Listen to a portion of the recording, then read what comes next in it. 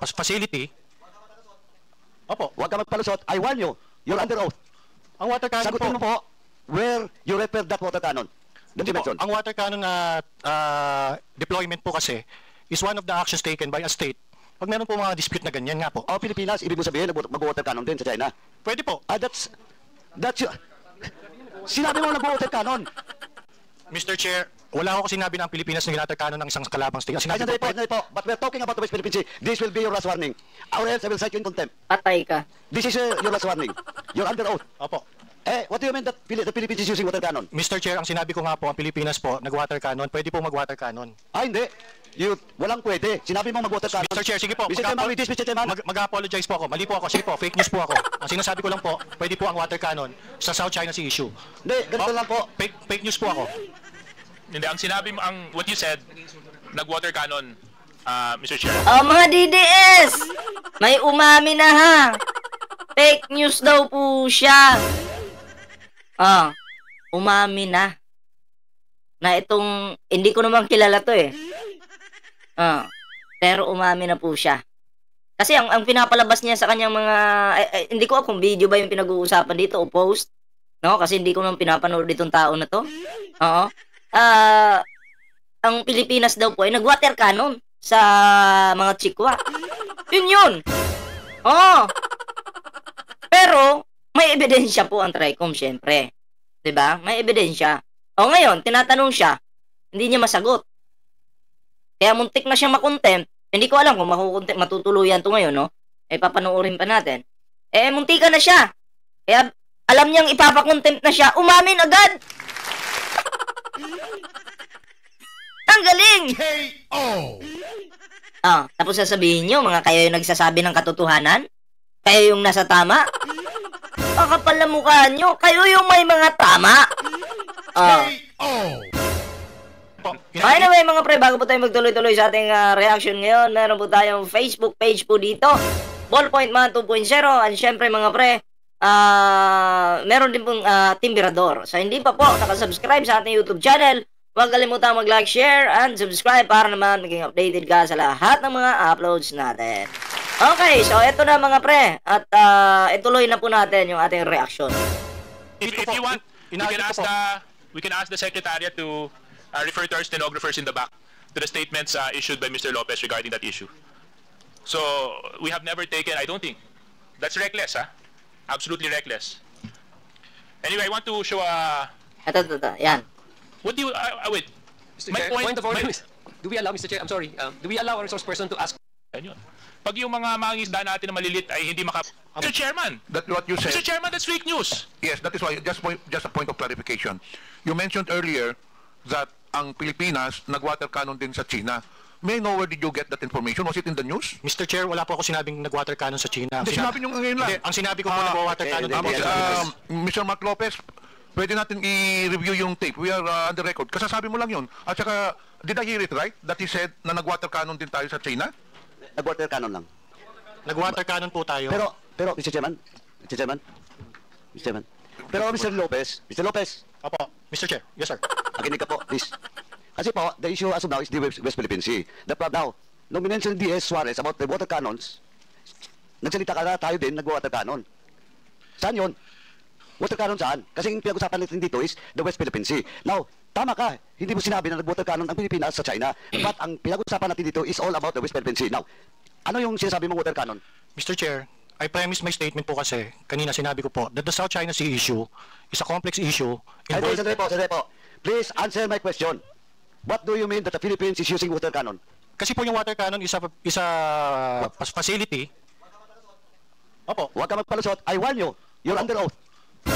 Ayan so I think napanood natin yan mga pre, no? Yun yung sinasabi ko sa inyo, mga DDS. Fake news kayo. Kayo yung talagang anay. Oo. Alam nyo, kayo yung sumisira sa gobyerno. Gusto nyo lang pabagsakin talaga yung gobyerno. Bakit? Kasi pinupunduhan kayo eh. Pinupunduhan kayo. Hindi ko alam kung sino ba yung nagpupundo dyan. Baka yung isang pamilya dyan, yung tatay nila kulong na. O baka naman yung Pogo. O baka naman yung China talaga. Diba? Hindi natin alam. Basta feeling ko lang, may isa dyan. Ayun yung ano eh, di ba? Ngayon mga pre, proceed tayo dito sa isang dimensyon. Ito. Di umano, itong babaeng ito, wala daw ligo-ligo. Sabi nila yan, kasalanan talaga to ni Takero eh.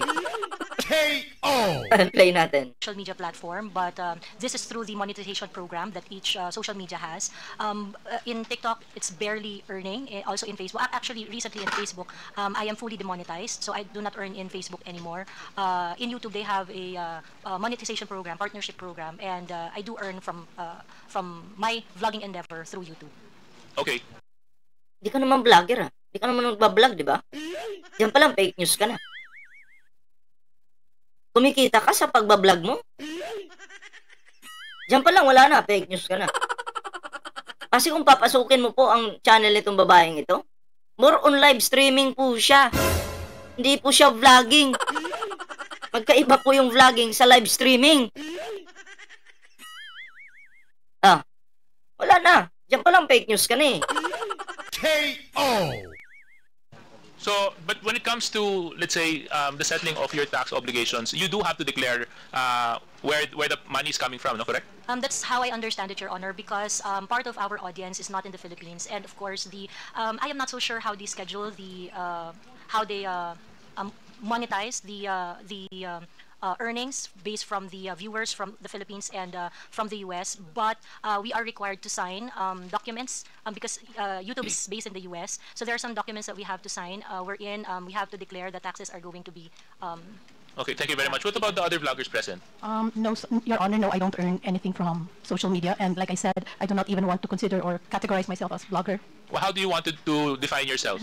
I'm just an ordinary Filipino, an advocate of free speech and good governance. Nagkataon lang po, kumbaga accidental lang na Hindi ka kumikita sa Facebook, sa YouTube. Ang tanong ko sa'yo, binayaran ka ba? K.O. Bayad ka ba?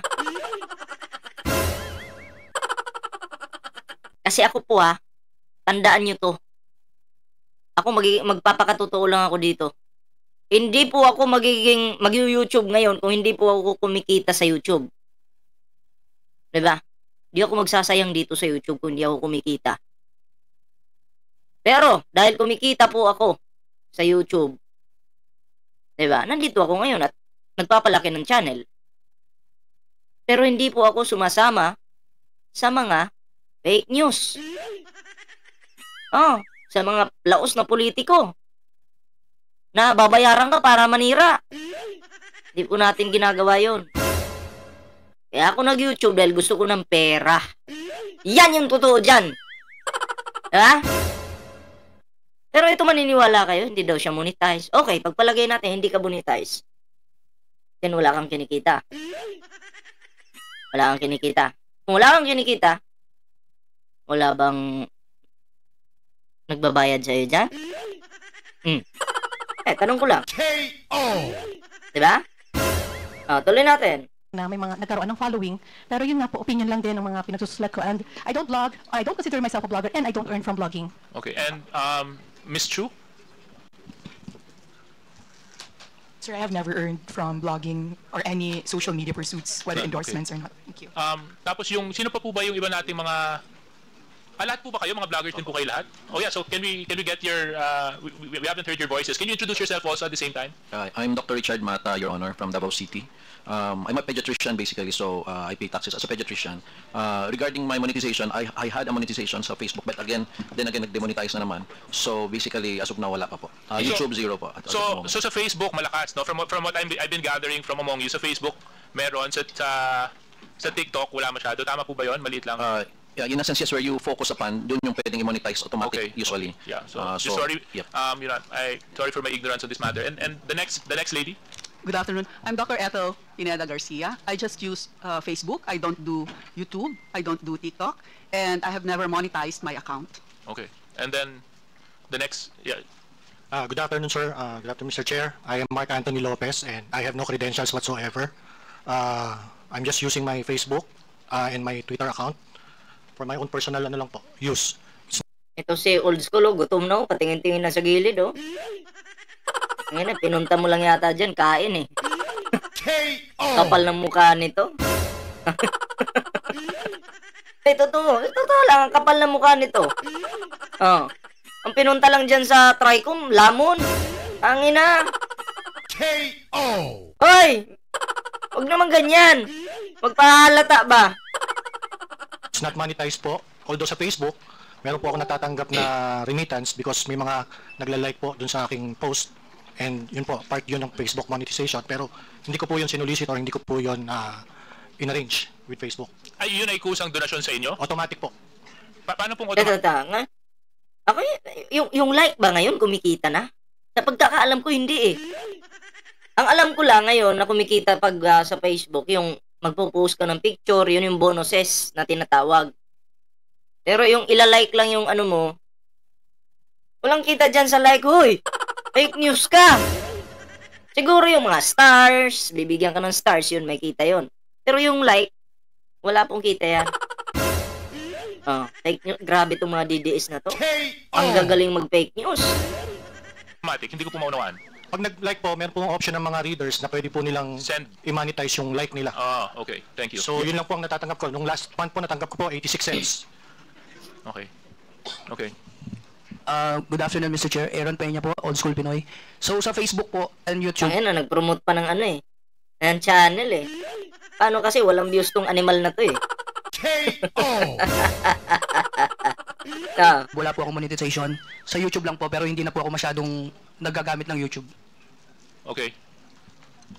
I'm Manuel Mata Jr. po, also known as Coco Locoy, and I just want to inform you all first na wala po ako natanggap na kahit anong invitation from show cause order and subpoena.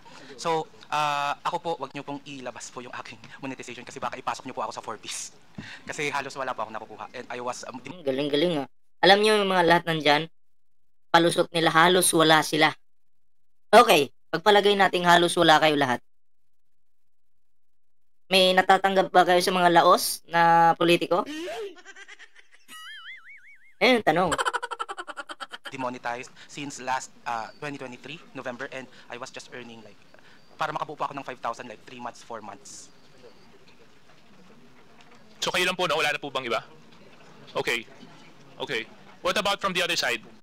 I just wanted to get an idea of how the industry works, just so that we can have a better understanding when it comes to regulations and contracts that you guys enter into. When it comes to financial contributions or contracts that you enter into. So, is that it? Wala na po bang iba? Mr. Chair, just a quick interjection. Yeah, go ahead. Germane to the question of the SJJ. Gusto ko lang tanungin, did I hear it right? You said that you were demonetized. Somebody demonetized, sorry. Yes po, your... what was the reason why you were demonetized? Maybe what's the violation that you committed? I'm sure there's a violation. Okay. For those nakakakilala po sa akin, I started in TikTok, and kasi po ako po yung tao na I want conversation, I want content versus content, and there are times na when I answer another person's content to encourage content versus content para po nagpa-fact checkan because I am not saying na ako ay isang news teller. So sir, what was the exact violation you committed? Iba-iba po because I lost 24 I was took down 24 accounts sa TikTok. I also lost my first Facebook account. I also lost my first Facebook page. You do admit that you have and possess multiple accounts? No po, I needed to create another account because yung iba po, one day pa lang, lalo nang during the time of Bongbong Marcos, during the election of 2022, lagi po akong minamas report kahit wala pa man din akong ginagawang content. Okay, sige. Anyway, so thank you very much. So I just wanted to... Galit na si Paduano no? Ay, naku po. So, yun, sige, tuloy pa natin. Find out, Mr. Chair, kung paano po kasi yung arrangement nila. Dito tayo sa yung pagbiyahe nila dito. Sa committee ba kung sino-sino po ang nandito sa China's NRTA hold seminar for journalists and info officers. Okay. Medyo malayo po yung kung maaari pong lakihan para makita ko. Okay.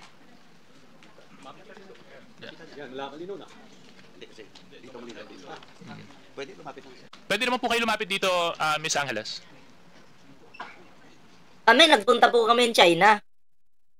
Pero ang sinigaw namin doon, amin ang West Philippine Sea.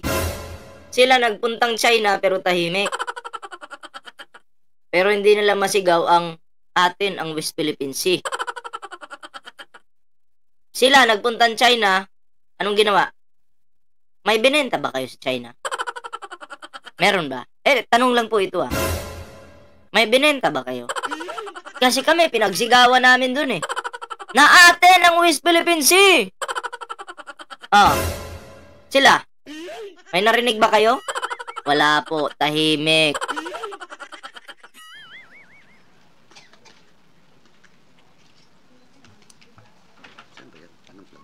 Hindi ko sinasabing binenta niyo yung West Philippine Sea, ha?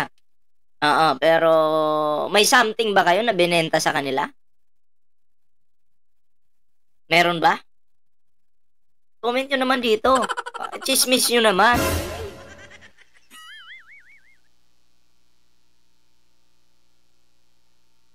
Nangyari.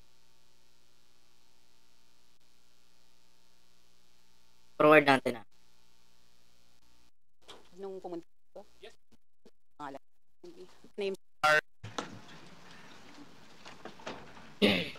In China, on May 23rd to June 5th, 2023. So 2023? Yes, sir. So, again, what dates? May 23rd to June 5th, 2023. So ilang araw po kayo sa China, Miss Cruz? Ito yung naniniwala ba kayo? Nandito ba si Old School? Tingnan ko nga. Old School. Kasi ang alam ko kasama ito sa China eh. Okay, wala sa larawan. May 23rd. Mahina po ako sa math, but from May 23rd to June 5th, I assume that's about... Anyway, hindi na natin patagalin yan. Mahina pala siya sa math eh. Kung bobo ka sa math, ano pa namin? Yun lang! Ha? Munti ka na makontempt yung mga DDS. At least, umamin po siya. Itong matabang... Saan na ba yung matabang ito? Nawala eh. Basta yung mataba kanina, hindi ko naman kilala yun eh. At least, umamin siyang fake news siya. Diba?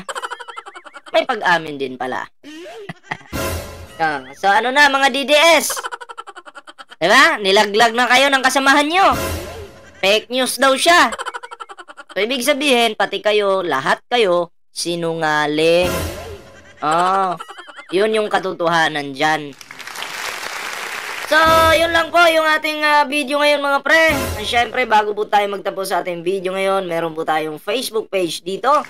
Yan, Ballpoint Man 2.0. Huwag niyo pong kalimutang i-follow yung ating Facebook page. At syempre mga pre, may Timberador din po tayo.